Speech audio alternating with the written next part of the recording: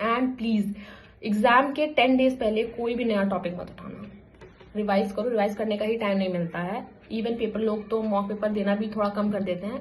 That depends on you. अगर आपने बहुत ज्यादा दे रखे हैं तो आप कम कर सकते हो। अगर आपको मॉक पेपर से रिवीजन हो पा रहा है तो आप मॉक पेपर्स दे सकते हैं। जैसे कि मैंने अप्रोक्सीमेटली 30, 40 और 50 मॉक पेपर्स दिए थे लास्ट मंथ में, नहीं इनके थोड़ा सा मैं 1-2 महीने पहले से स्टार्ट कर दिया था मैंने देना फुल लेंथ। तो यस, आप ये भी कर सकते हो। 1 मॉक पेपर और डे तो कंपलसरी था ही, तो आप उसके अकॉर्डिंग देख लो। 50 तक तो दिए थे मैंने। देन अगर मैं सब्जेक्ट वाइज बोलूँ तो फिजिक्स, केमिस्ट्री, बायो। फिजिक्स में स्टार्ट करते हैं तो फिजिक्स में रिवाइज, फॉर्मुला रिवाइज करो, कॉन्सेप्ट रिवाइज करो, जितने नोट्स बनाए हैं रिवाइज करो, रिवाइज रिवाइज। क्वेश्चंस जो है आप क्वेश्चंस लगाइए। आप जैसे एग्जाम्पलर से मैंने सजेस्ट करूंगी, बिकॉज उस पर एडवांस लेवल के भी क्वेश्चन होते हैं which are irrelevant for NEET purpose, तो वो मत करिए।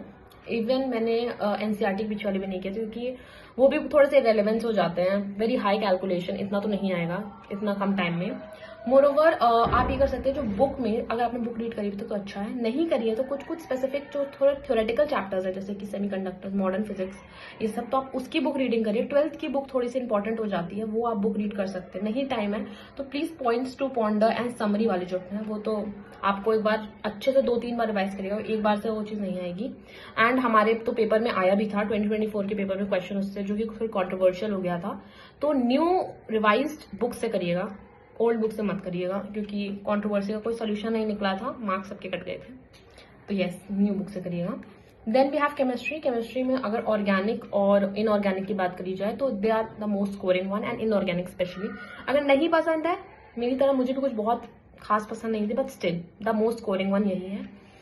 तो आप एनसीईआरटी के लिए बहुत इंपॉर्टेंट, एनसीईआरटी पता होनी चाहिए। नहीं है, अभी टाइम है थोड़ा, एनसीईआरटी रिवाइज करो, हमने थोड़ा बहुत जो नोट्स बनाया वो करो।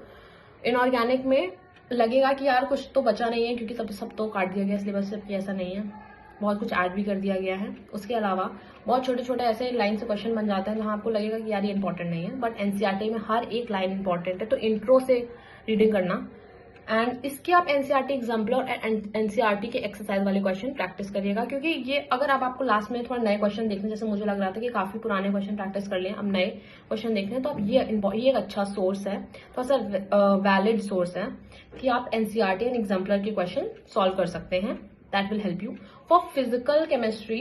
Questions of NCERT and example आप सॉल्व कर सकते हैं। इसकी बुक रीडिंग इतना हेल्पफुल नहीं है अकॉर्डिंग टू मी, अगर आपको करना आप कर सकते हो, बट मैं पर्सनली थोड़ा सजेस्ट करूंगी कि इतना कुछ, अगर आपके पास टाइम नहीं है तो थोड़ा सा अवॉइड कर सकते हैं इसको। For bio, question practice important तो है, अभी तक आपने करी होगी, बट आई विल सजेस्ट कि देखिए आप मॉक पेपर में तो क्वेश्चन लगा रहे होंगे। बायो थोड़ा ऐसा सब्जेक्ट है मेरे अकॉर्डिंग कि मैंने फिजिक्स और केमिस्ट्री में थोड़ा ज्यादा फोकस किया था।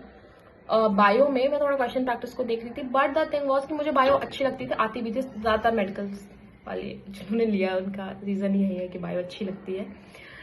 तो इसमें रिवीजन बहुत इंपॉर्टेंट है। मुझे लगता था मुझे चीजें याद रहती है, मेरा रिवीजन थोड़ा कम हो गया था, इसकी वजह से जो बेसिक एग्जाम्पल्स थे मैं नीट के दिन भूल रही थी, and that was so frustrating. तो please revise more and more, examples को बार बार करो, बॉटनी के स्पेशली एग्जाम्पल्स को बार बार रिवाइज करो। तुम्हें लगेगा यार मैंने 50 बार कर लिया, मैं नहीं भूलूंगा, भूल सकते हो। तो ज्यादा से ज्यादा रिवाइज करो एग्जाम्पल्स, तो हर दिन रिवाइज करो, कोई ना कोई चैप्टर उठा के हर दिन एग्जाम्पल्स रिवाइज करो। क्वेश्चन थोड़ा सा प्रैक्टिस कम कर सकते हो कि आप मॉक पेपर में क्वेश्चन दे रहे हो, तो वो कंपनसेट हो जाएगा। देन पेपर, मॉक पेपर ज्यादा दीजिए। You can even give 2 papers a day if आपकी प्रिपरेशन में कोई भी सिलेबस इनकम्प्लीट नहीं है, काफी हद तक आपने सिलेबस कंप्लीट कर रखा है तो कर